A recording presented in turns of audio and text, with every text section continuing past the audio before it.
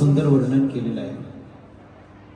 कशा संबंधी वर्णन केलेलं आहे तर बघा, आहार दान पुण्येन जायते भोग निर्भरा विदेशमपयातस्त सुखिता तस्य सर्वदा.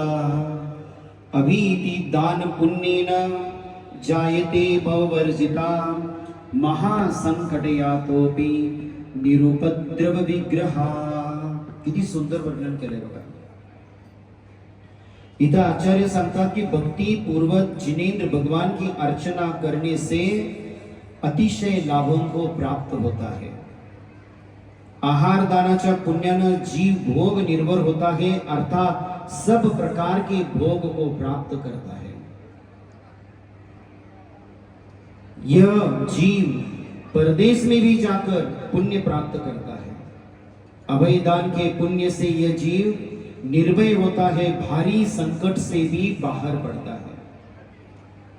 तुम्ही जर अभयदान आता सकाळी आपण बघितलं, भट्टारक महाराजांच्या निवासस्थानी म्हणजेच मठासाठी आपण अभयदान म्हणून दान दिलं.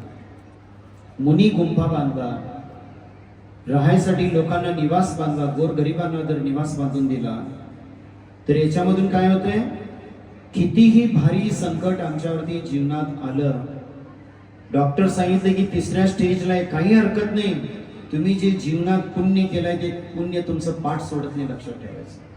त्या पुण्याच्या प्रभावानं त्या संकटातून बाहेर पडून तुम्ही घराकडे यायचे. पुढे काय सांगितले बघा, ज्ञान दान से ये जीव विशाल सुखों को पात्र होता है, कला रूपी सागर से निकले हुए अमरूद के कुल्ले होते हैं. जो ज्ञान दान देतो, जो दुसऱ्यांना ज्ञान देतो, काही लोकांना वाटते की आम्ही दुसऱ्यांना ज्ञान दिल्यानंतर आमचं ज्ञान कमी होईल काय, परंतु या जगामध्ये ज्ञान ही एक अशी वस्तू आहे की दिल्याने आपण वाढत असते.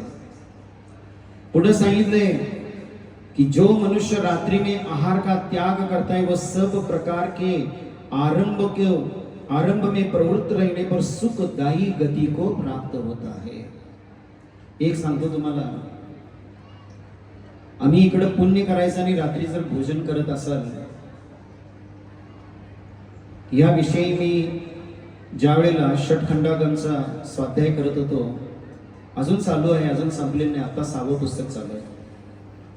तर याच्यामध्ये असे एक ठिकाणी वाक्य आलेलं आहे, अशा एक ठिकाणी लाईन आलेलं आहे की आम्ही कितीही स्वतःला धार्मिक समजत असो, दिवस जर पुण्य करत असेल आणि रात्री जर भोजन करत असेल तर ते मिळवलेल्या पुण्यातला 50% अंश रात्री एका भोजनामध्ये संपते तुमचं. मग तुम्ही ठरवा रात्री भोजन करायचं काय दिवसा भोजन करायचं. त्यानंतर सांगितलेलं आहे, मनुष्य तीनों काल में जिनेंद्र भगवान की वंदना करता है, उस भाव से सदा शुद्ध रहता है तथा उसके सब पाप नष्ट हो जाते हैं.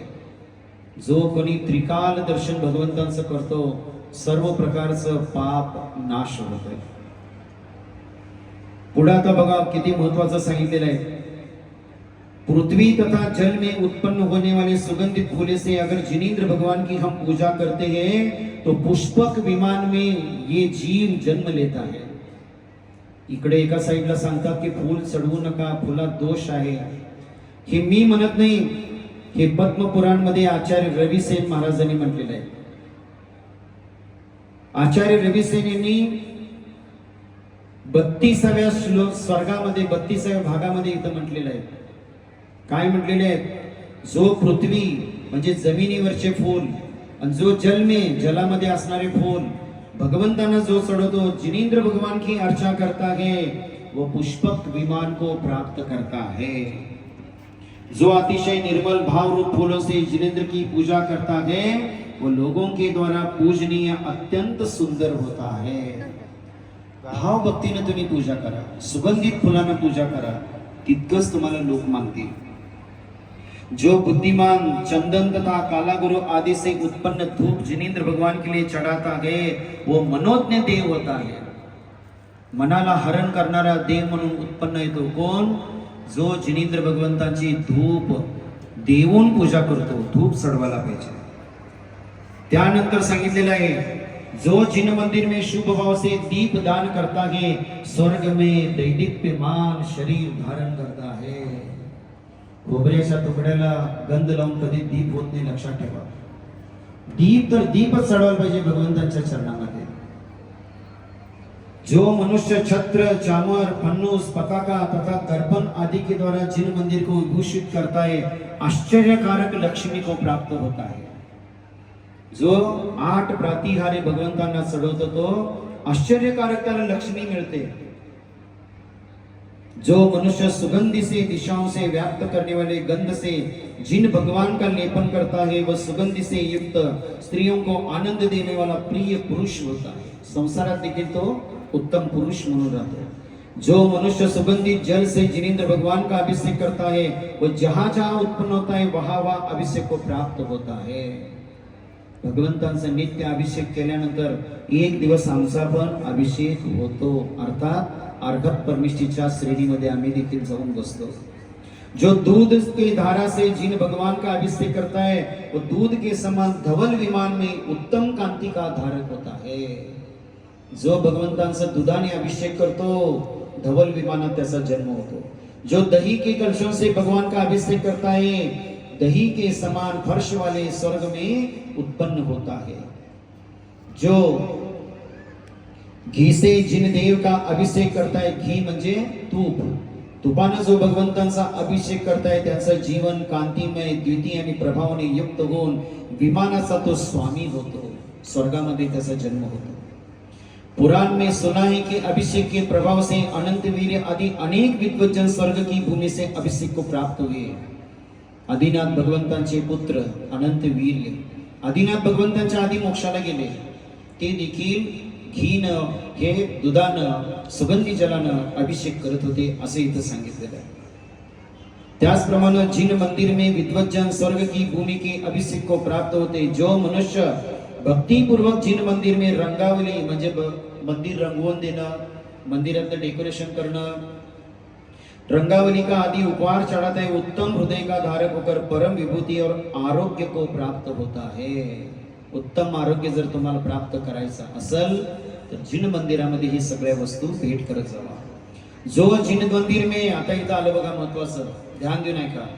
जो जिन मंदिर में गीत नृत्य तथा वादित्रों से महोत्सव करता है वह स्वर्ग में परम उत्सव को प्राप्त करता है. लग्नात नाचण्यापेक्षा भगवंतांच्या समोर तुम्ही नृत्य करा, भक्ती नृत्य करा. ह्यामुळं काय होईल, तुम्ही स्वर्गामध्ये देखील जाऊन तुम्हाला देखील तो आनंद घेता येईल. लग्नात डान्स केल्याने तुम्हाला काय मिळणार नाही, भंड योग होतोय. मी परवा सांगितले तुम्हाला शास्त्रामध्ये की ज्या शास्त्रामध्ये आलेलं आहे की आचार्य उमा स्वामींनी श्रावकाचार लिहिले, त्या श्रावकाचारमध्ये 22 प्रकारची पूजा सांगितलेली आहे. आणि त्याच्या पुढे जाऊन सांगितलेलं आहे सूर्यप्रकाश ग्रंथ मध्ये आचार्य नेमिचंद्रांनी सांगितलेलं आहे. आणि त्याच्यावरती आचार्य सकल कीर्तीने टीका लिहिले. त्यात म्हटलेलं आहे जो कोणी स्त्री पुरुष लग्नामध्ये डान्स करतो पुढचा भाव मनुष्य पण नाही आणि स्त्री पण नाही, तृतीय पंथ मध्ये जन्माला येतो. हे मी सांगत नाही, जिनवाणी मध्ये लिहिलेलं आहे. तुम्हाला आता कसं वागायचं ते तुमच्यावरती आहे. म्हणून मी पहिल्या दिवशी सांगितलं ही फक्त पूजा नाही, ही नॉलेजेबल पूजा आहे.